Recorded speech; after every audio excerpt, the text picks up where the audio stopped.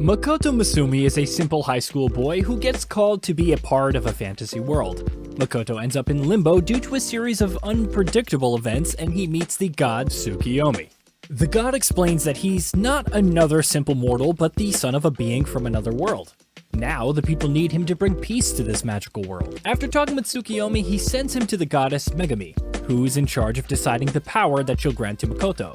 However, Megami makes fun of Makoto. After being less than charming and taunting and ridiculing him multiple times, she kindly grants him a useless power for combat. Not satisfied with everything she has done to upset the protagonist, Megami throws him out of the sky without care. However, Tsukiyomi manages to catch him in the air and gives him a decent power so he can survive in the new fantasy world. After spending several days without eating, lost, and wandering, Makoto manages to find a demi-human named Emma, and she offers him food and shelter. Emma teaches him magical skills that Makoto learns quite quickly thanks to the power Tsukiyomi gave him. After learning some spells, Makoto sets out to fight the enemy attacking Emma's village. This enemy was Shen, the invincible dragon. After a quick fight where nothing much happens, Makoto surprises Shen with his power, and they decide to be partners. After Shen and Makoto seal their pact, Shen takes on the appearance of an attractive woman with quite a few physical attributes. Shen promises that she'd be faithful to him, her master, and creates a village for Makoto where he'll now live with Emma and the orc tribe to which she belongs. The town that Shen shows Makoto is Aku, a village rich in food with good quality of life for its residents. As the orcs work around Aku, Makoto begins to learn spells to control the elements while learning to harness the power Tsukiyomi gave him. Near Aku, a working dwarf is running from the Calamity Spider, one of the many dangers in this world. As Shen goes out to explore, she meets the dwarf, who tells her that the Calamity Spider is nearby and coming for him. When the Calamity Spider arrives, Makoto attacks it with everything he has. However, nothing seems to affect it, and it even manages to regenerate very quickly. Although Makoto exhausts his energy trying to attack, he can't defeat it. However, it got so fascinated with Makoto's power that it also decided to make a pact to ally itself with him. Once they complete their pact, the spider takes the form of a human, like Shen, but with more spicy physical attributes. While Makoto is unconscious, Shen and Emma heal him and he recovers to talk to Baron, the dwarf the spider chased. Baron belongs to a race of hardworking dwarves capable of crafting the finest weapons and armor in the world. Makoto and her companions go out to investigate to distract themselves for a while. During their expedition, Shen asks Makoto to give her a name since apparently Shen no longer works. Makoto didn't care much about the matter, but he obliged to please her. He named Shen Tomoe, and the spider Mio. Now, with new names, his two maids work to create an army for their master. The dwarf weapons manufacturer moves to Aku, while Tomoe creates an army of lizard men, and Mio, an army of spider people. Now Makoto's army for the protection of Aku was made up of these three groups added to the orcs. Makoto, now known to everyone as Young Master, felt uncomfortable living with so many demi-humans. He takes the task of looking for a human village, and after several days of searching, Makoto finds a human. However, she gets scared and runs away from him. At first, Makoto thought she ran away from him because he was too ugly, but the human escaped because Makoto didn't speak the human language, thanks to the useful power that Megami gave him. Also, Makoto had so much mana and magic power that he was mistaken for a monster. Makoto set out to learn the human language to prevent the humans from being afraid of him. He also finds a mask to cover his ugliness, and asks one of the dwarfs for a ring to contain and hide his power. Although Makoto couldn't learn the human language well, it was possible to communicate through a speech bubble out of his hands. With everything ready, Makoto shows up to the village and he manages to get through to enroll in the village guild. Late at night, Mio and Makoto are walking through the village when a girl named Rinon appears in front of them. Makoto takes her to the inn where they're staying to give her shelter. In another part of town, Tomoe fights a secret organization to get answers about who's attacking them. With Tomoe's new intel and what Rion told him about her sister's kidnapping, Makoto realized that they were the same people. Makoto tells Tomoe and Mio to find Rinon's sister. While both girls are on their search, the organization threatens Rinon to steal from Makoto to pay off her sister's debts. Makoto notices and dedicates himself to protecting Rinon. When Tomoe and Mio finally find Rinon's sister, they easily take down the organization. However, after a fight over who was more powerful, they destroy half of the human village. After they destroy the town by competing, Makoto reprimands Tomoe and Mio, threatening to punish them if they do something like that again. The trio heads to the guild to find a quest to collect some materials and sell them to raise money. Makoto, Mio, and a group of adventurers go on a mission in a nearby forest. Already in the search, Makoto tells Mio to kill the enemies, and the group of Toa. Rinan's sister collects the different materials that the enemies leave behind. Suddenly, the group finds a particular creature with expensive material on it. However, they had to defeat it in a specific way, and Mio doesn't want to do it, fearing she'll screw it up. Then, Makoto decides to finish off the enemy with a simple bow, showing the group that despite being level 1, he had a spectacular aim. The group collects the ruby eyes, a valuable material, so Makoto decides to keep them for the future. Once they return, they all celebrate their triumph in a tavern. Back in Aku, Makoto meets Emma, who tells him that the orcs are building a house for him to live in, and she also tells him that Aku is better than ever. As Makoto sought to forward his business to other guilds, he accepted a job from Patrick Rembrandt, a well-known millionaire businessman. Since Tomoe was training and Mio was busy in Aku, Makoto decided to go alone to negotiate with Patrick. Makoto explains he'll help Patrick with his work, and that he wants to open his own business with the Merchants Guild. The job Patrick offers is to create a medicine to cure his wife.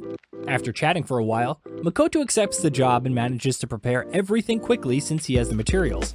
And Patrick shows him how to do it. Since Makoto hasn't signed up for the Siege Merchant Guild yet, he heads off to take the entrance exam. The exam is very easy for him thanks to his incredible intellect. After passing, Makoto officially becomes part of the Merchant Guild.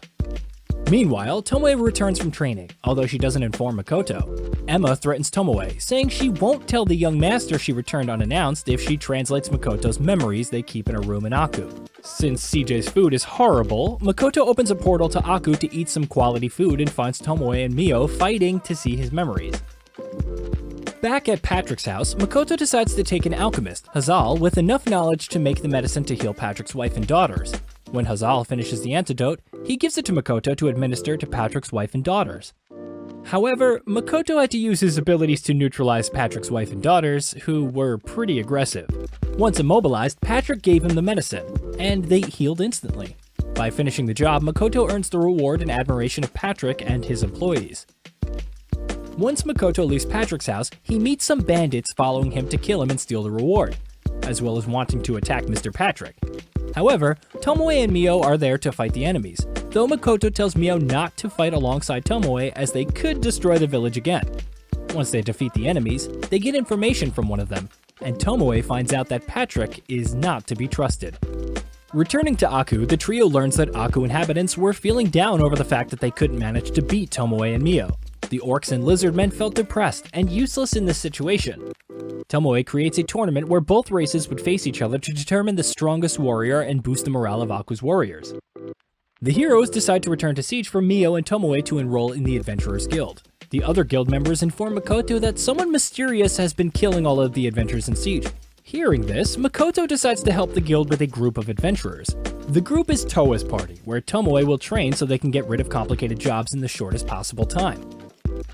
Tomoe trains the group for several days, and although it seems like they're useless, they learn to work as a team after a few classes. Once they finish their first mission, Tomoe grants them another, and although no one in the guild has faith in them, they fulfilled the task perfectly. The heroes decide to celebrate with bonfires, dances, and a lot of alcohol for the population of Aku. The specific reason for the party was that Makoto and Tomoe had managed to create a Mirage City. The Mirage's purpose was to show the people of the world the different things that Aku had without the need for them to enter the real Aku. At night, Mio and Tomoe feel something is wrong with their master. They quickly go to Makoto's rescue only to find him practicing with the bow. But they freak out because they think he's dead due to Makoto's great concentration when shooting with a bow. Although he doesn't know it, this state of concentration increases his mana power, which is already almost at the same level as Megumi's. In Siege, Makoto meets a woman who offers him a night of passion. However, she leaves when Tomoe and Mio chase her away. Both girls want to please the wishes of their master, but he doesn't let them because he considers them his family. After closing some deals, Makoto and Mio enter the Tinnarak Forest, where they get ambushed by a race of demi-humans. During the battle in the forest, it seemed like Makoto couldn't handle the two girls attacking him and the other group nearby, but he manages to defeat them using dark magic. Makoto tells Tomoe to teleport the group attacked by girls to the Mirage City and protect them. After Makoto won the fight, he questioned the girls, who introduced themselves as Aqua and Eris.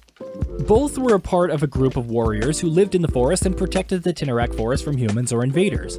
Makoto explains that he has no intention of stealing anything from them, but that he came to negotiate and tells them that he won't harm anyone. Aqua and Aris see that Makoto has no bad intentions and take him to the village with their leader. Once in the village, Makoto meets Nilgistri, the leader of the Tinnarak Forest tribe. Nilgistri talks with Makoto to agree on what he needs from the forest. However, Makoto isn't happy with the meeting results and asks Mio to investigate everyone present. Mio begins investigating and discovers that one of them is an evil entity. This evil entity was a lich, who wanted Makoto for his plans, but Makoto gets him to Aku, where he proposes to make a pact with him. After the pact, Makoto names the lich Shiki. Everything is going well until Tomoe feels a presence and collapses injured. It turns out that the Mirage City is under attack by the adventurers that Makoto sent earlier, and since Tomoe was involved in the Mirage, she could sense what was happening. Once Makoto finds out the Mirage City is under attack, he runs to help. Although when he arrives, he finds some mist portals and an explosion. When Makoto touched the mist, he saw what happened in the city, so he went to look for whoever was responsible for the explosion. There was only one survivor whom Makoto killed without any mercy. Makoto increased the security of the Mirage City and makes a funeral for those who fell in battle. As Makoto needed to close some deals to get his place in siege, he went on a business trip with Shiki. However, the trip plans got ruined, because when they're out in the capital, Megami sends Makoto to a warfield, where he meets two people ready to kill him. With no chance to communicate with his companions, Makoto stands alone against these two powerful enemies. These are Sophia and Lancer, two soldiers from the Demon's army sent to kill Makoto for being sent by Megami. The fight begins, and Sophia attacks Makoto so quickly that she cuts off two of his fingers.